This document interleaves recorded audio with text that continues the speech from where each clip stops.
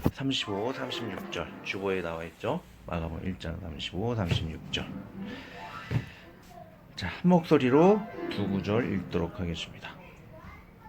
새벽 아직도 밝기 전에 예수께서 일어나 나가 한적한 곳으로 가사 거기서 기도하시더니 시몬과 및 그와 함께 있는 자들이 예수의 뒤를 따라가. 네, 기도하겠습니다. 아버지 감사합니다. 예수님께서 주로 사역하였던 갈릴리 지방과 또한 갈릴리 바다에 대해서도 말씀 안에 나누고자 합니다.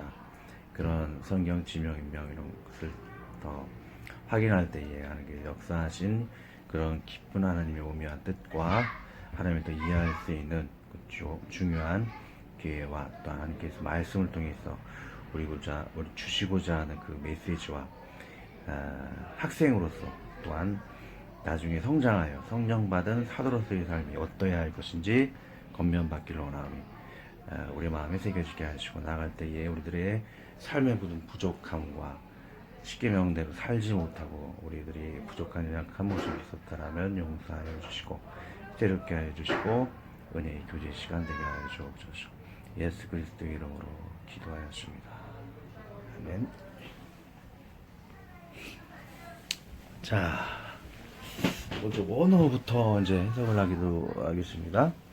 갈릴리와 그리고 갈릴리 바다에 대해서 이야기를 하도록 하겠습니다. 자, 이 갈릴리라 그러면 저도 이렇게 되게 헷갈리더라고요. 갈릴리라 그러면 갈릴리 바다의 서쪽, 그 서쪽 넓은 곳이 약간 넓은 곳이 평야가 있는데 서쪽 지방을 그 갈릴리라 그래요. 그래서 갈릴리 바다가 아니고 갈릴리 바다를 끼고 있는 서쪽 지방을 갈릴리라 그러죠. 그래서 이 북부 갈릴리와 남부 갈릴리가 있는데 북부 갈릴리는 약간 좀 평야인데 되게 좀 높은 평야예요. 그래서 600m 한 고지대이기 때문에 이렇게 생각보다는 굉장히 높은 고원 평원에 그 위치를 하고 있습니다. 그래서 거기 있는 지방에는 가나 지방, 또 나사렛, 예수님이 그렇게 태어나신 곳은 아니고 주로 많이 생활했던 나사렛이 있고, 또 밑에 부분에는 그 나인성이 있죠. 그 과부의 아들을 다시 살게 한 나인성, 이 남부지방에 갈릴리에 있습니다. 그리고 이 갈릴리의 특징은, 갈릴리라는 뜻은 그 이방이라는 뜻을 가지고 있어요. 이방. 그러니까 리는 지역이기 때문에 이방의 지역, 또는 뭐 마카베오에서는 이방의 갈릴리라고 하죠. 왜 이 이방이 유대인의 갈릴리가 아니고 이방의 갈릴리라는 그런 칭호를 얻게 되었냐면 BC 700년경에 아수르가 이 갈릴리 지역을 침공했어요. 그래서 많은 그 유대인들을 이주시키고 자기 민족을 이곳에 뿌렸죠. 이때 혼혈 민족이 많게 돼요. 정통 유대인보다는 그런 아수르나 여러 민족들이 이곳을 많이 점령을 했기 때문에 이렇게 혼혈된 민족이 많아서 열방의 갈릴리 그런 칭호를 얻게 되었죠. 그리고 이 지역은 바닷길하고 연결이 되어 있어요.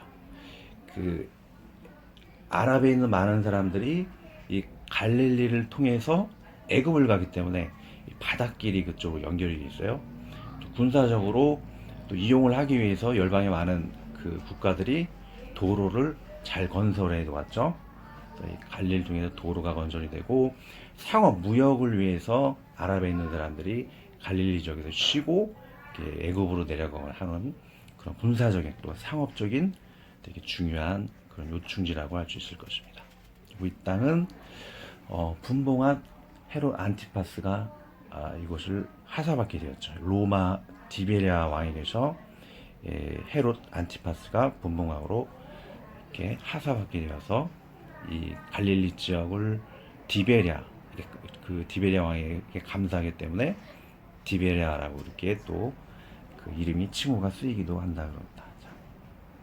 그 다음에는 갈릴리 바다에 대해서 이야기하죠. 갈릴리는 분명히 바다가 아닌 것은 우리가 알 수 있을 것입니다. 근데 왜 바다라는 그런 칭호를 쓰게 되면 사람들이 너무나 이게 넓기 때문에 바다라는 칭호를 쓰게 되었다라고 그렇게 우리가 알고 있는데, 근본적인 그 이유는 아니에요. 넓기 때문에 바다라고도 그렇게 이야기를 할 수 있겠지만, 근본적인 원인은 그 히브리어에는 바다라는 그런 저기 호수라는 단어가 없어요. 갈릴리 호수인데 호수라는 단어가 없기 때문에 갈릴리 바다라고 하는 것이죠. 또 예를 들면 하나님께 제사를 드릴 때에 제사장들이 씻는 그런 큰 웅덩이가 있어요. 거기서도 이 바다라는 그런 이 칭호를 쓰죠.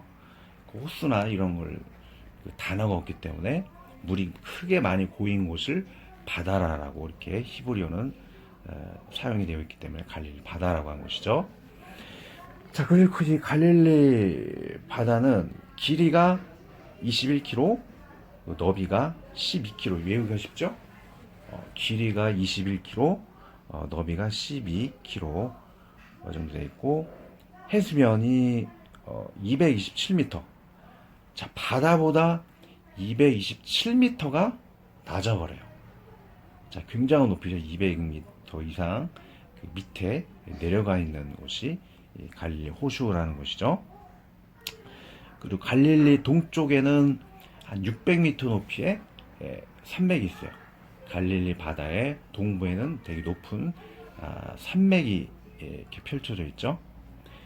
그리고 성경에서 많이 그렇게 이야기를 하고 있는, 자, 가버나움이라든지 그 막달라, 고라시는 갈릴리 서쪽 게네사렛 지방에 위치해 있다고 합니다. 북서쪽은 그 갈릴리 바다하고 그 육지에 있는 것이 평평하게 잘 이어져 있어요.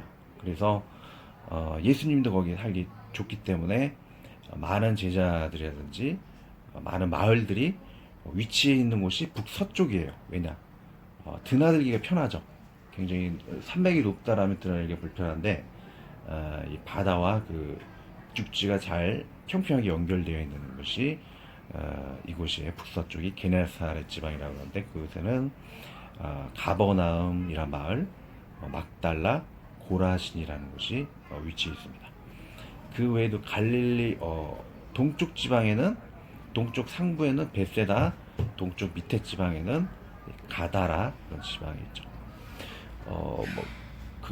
그 외에 참고로 하나 더 말씀드리자면, 드리케아, 시나브리스 이런 특별한 마을들이 있는데, 이 마을들은 그 절이는 마을이라는 그런 의미를 가지고 있어요. 왜냐하면 갈릴레에서 건져낸 그런 물고기를 절여가지고 스페인에다가 수출했다 그래요. 그래서 이 지역에는 팔레스타인, 이 이스라엘의 최초의 산업 도시와 같은 역할을 한 그런 융성한 곳이 갈릴리 바다라는 것이죠. 그 외에도 이 갈릴리 지역에는 유황 온천이 많이 나 있어요. 유황 온천이 많이 난다는 것은 관광지라는 것이죠.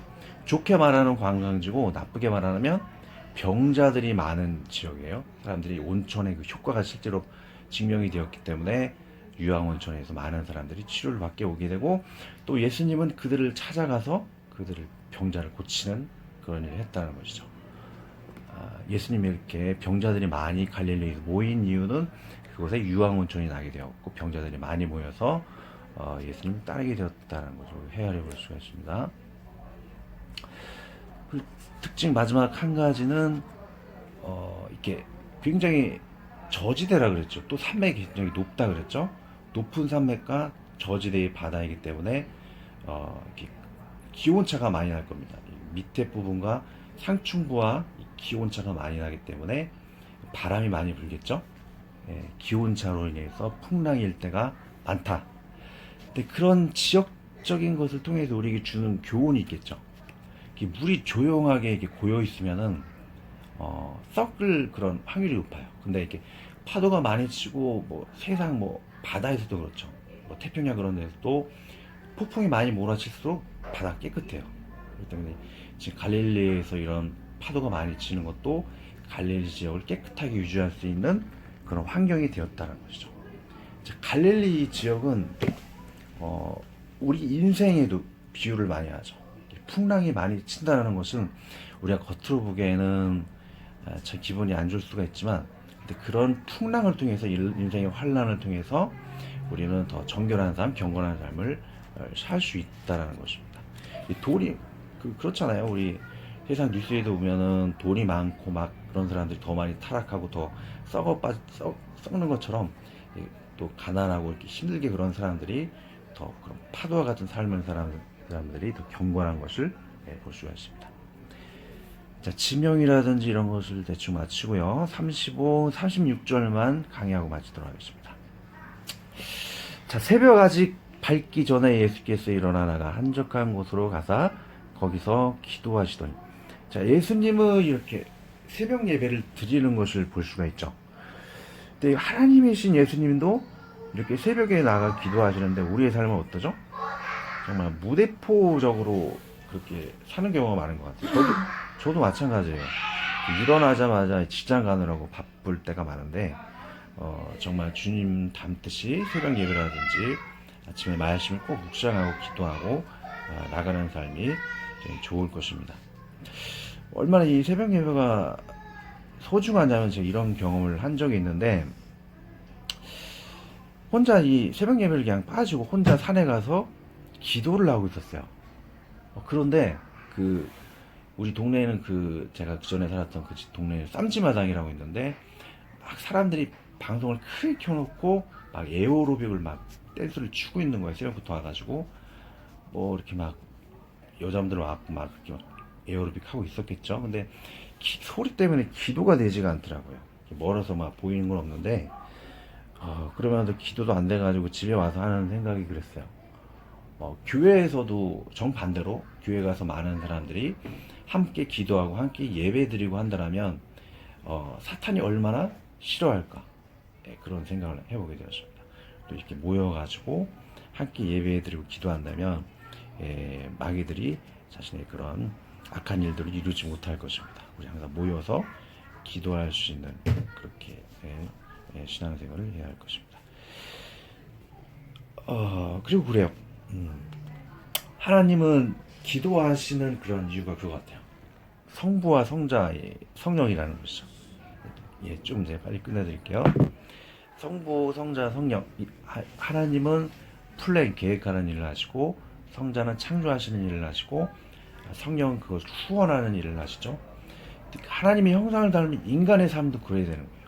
제일 먼저 일어나서 우리 하루의 삶을 하나님께 맡기고 계획하고 그런 일을 하고, 나중에 또 직장 일을 하면서 이렇게 창조적인 일을 하고 이렇게 성령님이 이렇게 도움을 받아 역사하는 일을 하듯이, 이제 우리의 삶도 깨어나자마자 하루의 삶을 계획하고 하나님께 맡기고 의뢰했을 때 천사가 도와주고 하나님이 도와주셔서 더 형통하고 능력이 있는 그런 삶을 살게 될 것입니다.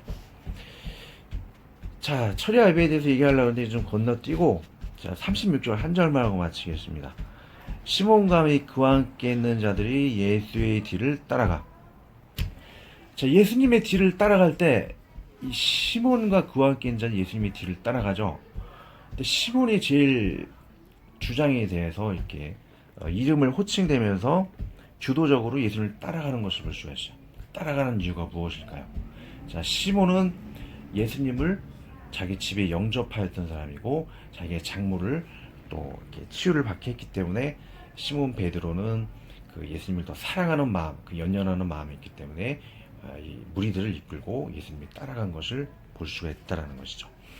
그리고 시몬 베드로의 그러한 삶은 삶의 열매가 나중에 맺혀지게 되었다라는 것입니다. 자, 예수님을 자기의 집에 초대했을 때 자기 집을 큰 변화시켜서 천국과 같은 자기 집안을 만들었던 것처럼 시몬 베드로는 나중에 성령을 받고 교회의 기초를 세우는 그러한 역할을 했다는 것이죠.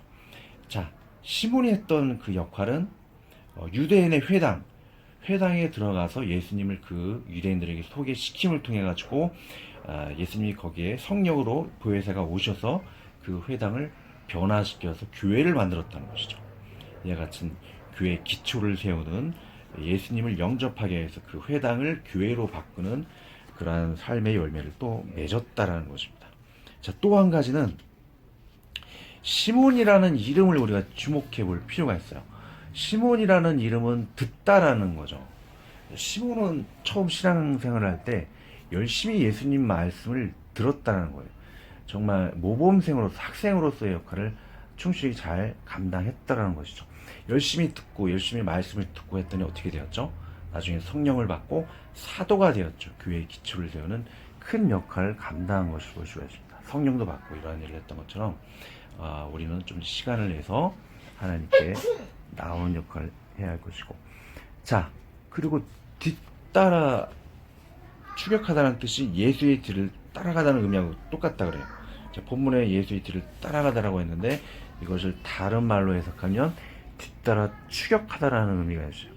정말 이 무리들이 예수님이 열심히 뒤따라 추격했다는 것이죠. 자, 그런 열정이 있다는 거예요.